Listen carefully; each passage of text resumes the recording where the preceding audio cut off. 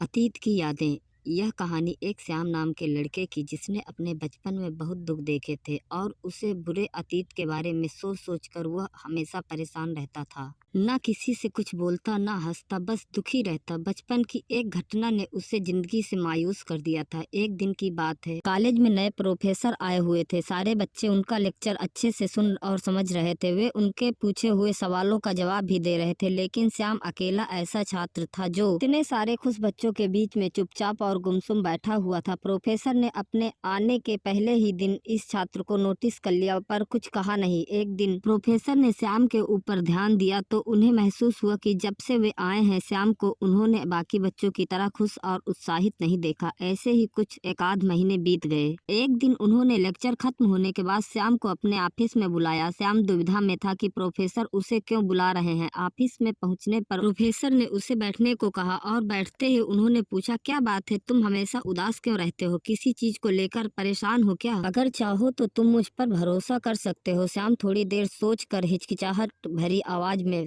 धीरे से बोला, सर वो मैं अपने अतीत को लेकर परेशान हूँ, जिसकी वजह से मैं अपनी जिंदगी नॉर्मल तरीके से नहीं जी पा रहा हूँ। प्रोफेसर ने श्याम को अगले दिन अपने घर डिनर पर बुलाया। श्याम ने सिर झुकाकर हामी भर दी और अगले दिन श्याम को प्रोफेसर के घर जा पहुंचा। प्रोफेसर ने खाना मंगवाया। खाना खा लेने के बाद प्रोफेसर ने श्याम से शिकंजी पीने को कहा और किचन में जाकर 2 गिलास शिकंजी बनाकर ले आए। श्याम मना न कर सका। श्याम ने गिलास हाथ में लेकर जैसे ही एक घूंट लिया, अधिक नमक होने के कारण उसने अजीब सा मुंह बनाया। यह देख प्रोफेसर ने पूछा, क्या हुआ, शिकंजी पसंद नहीं आई? नहीं सर, ऐसी बात नहीं है, बस शिकंजी में नमक थोड़ा ज्यादा हो गया है, श्याम ने जवाब दिया। प्रोफेसर इसी ताक में थे। उन्होंने कहा, अरे अब तो ये बेकार हो गया, लाओ गिलास मुझे दे दो, मैं इसे फेंक देता हूँ। प्रोफेसर ने गिलास लेने के लिए हाथ बढ़ाया, लेकिन श्याम मना करते हुए कहा, नहीं सर, थोड़ा ही ज्यादा, मैं पी लूंगा, थोड़ी चीनी मिलाकर इसे फिर से मीठा किया जा सकता है। श्याम की यह बात सुनकर प्रोफेसर गंभीर हो गए और बोले, सही कहा तुमने कि तुम शिकंजी को संभाल लोगे नमक ज्यादा होने पर भी, लेकिन इसे समझ तो लो, यह नमक तुम्हारे बुरे दिनों का तुम्हारा अपना अनुभव है, जिसे तुम शिकंजी के नमक की तरह अब तक संभालते आए हो, पर मिठास भरकर नहीं, बल्कि बुरे दिनों की कड़वाहट के साथ। लेकिन जैसे हम हमेशा या ज्यादा दिनों तक लगातार कड़वी शिकंजी नहीं पी सकते, इससे हमारा स्वास्थ्य बिगड़ सकता है, बिल्कुल उसी तरह हमारी जिंदगी भी कड़वाहट में नहीं कट सकती। तुम्हें शिकंजी को मीठा करने के साथ साथ अपनी जिंदगी में भी मिठास लानी होगी, ताकि तुम खुश रह सको। हम सबकी जिंदगी में बुरा समय आता है, जैसे नमक को शिकंजी से बाहर नहीं निकाल सकते, पर चीनी मिलाकर उसकी कड़वाहट को कम कर सकते हैं। वैसे ही हम